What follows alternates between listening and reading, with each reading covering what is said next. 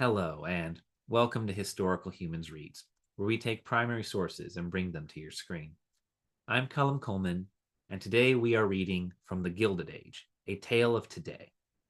Written by Charles Dudley Warner and Mark Twain, The Gilded Age is the first collaborative work we have featured in this series.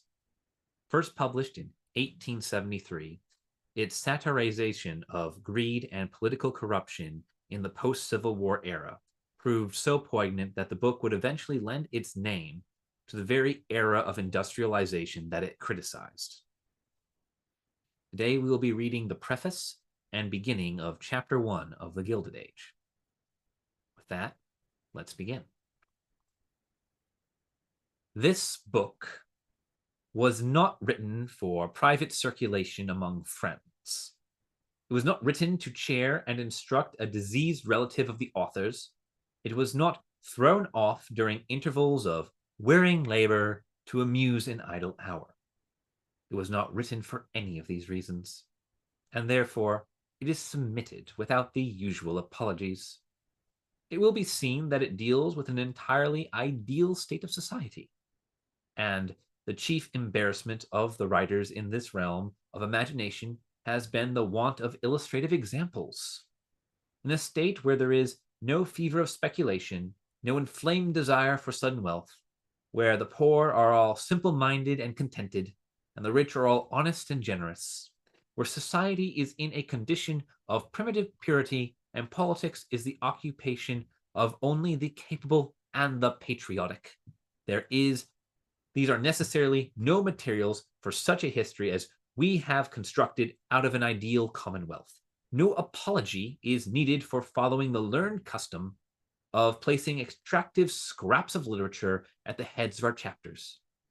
It has been truly observed by Wagner that such headings, with their vague suggestions of the matter which is to follow them, pleasantly inflame the reader's interest without wholly satisfying his curiosity.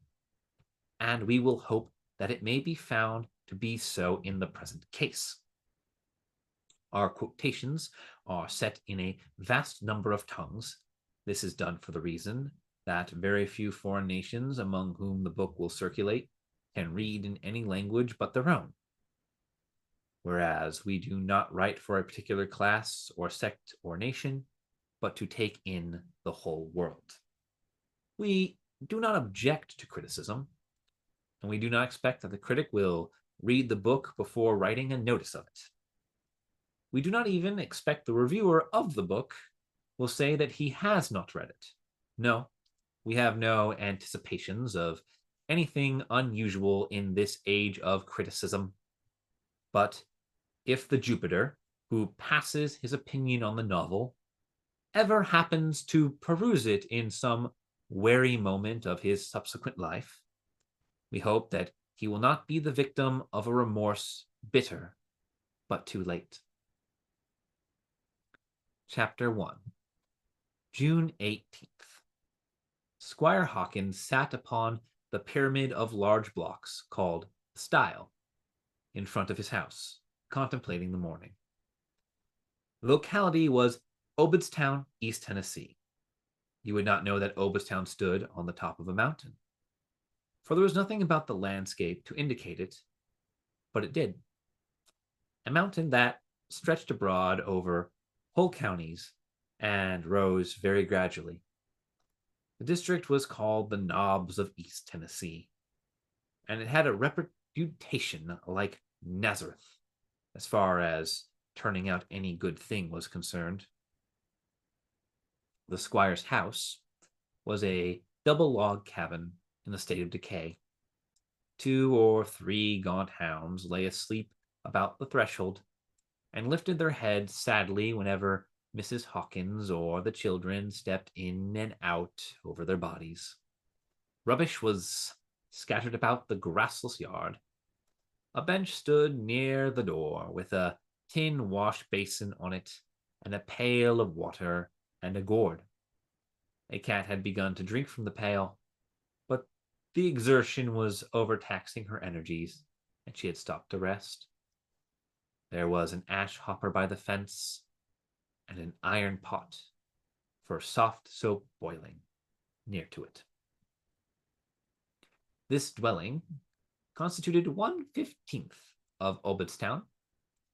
The other 14 houses were scattered about among the tall pine trees and among the cornfields in such a way that a man might stand in the midst of the city and not know but that he was in the country if he only depended on his eyes for information.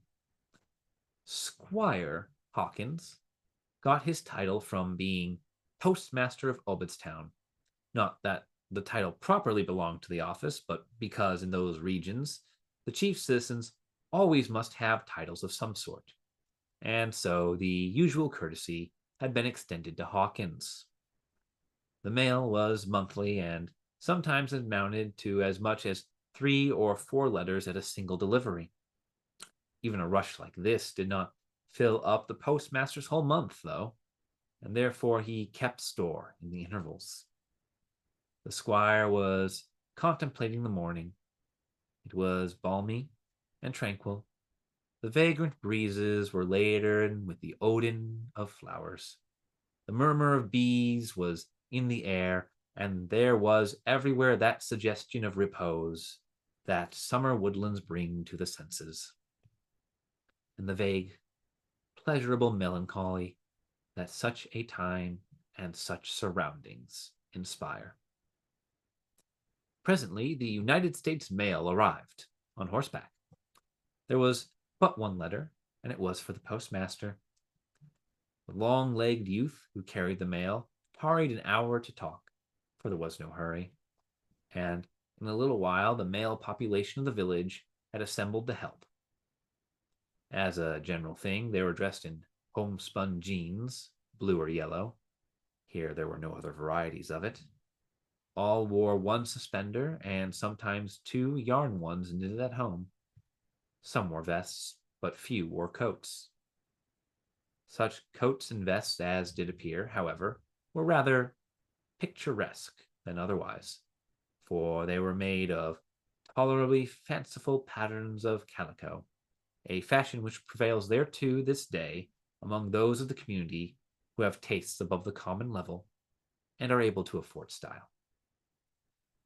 Every individual arrived with his hands in his pockets. A hand came out occasionally for a purpose, but it always went back again after service.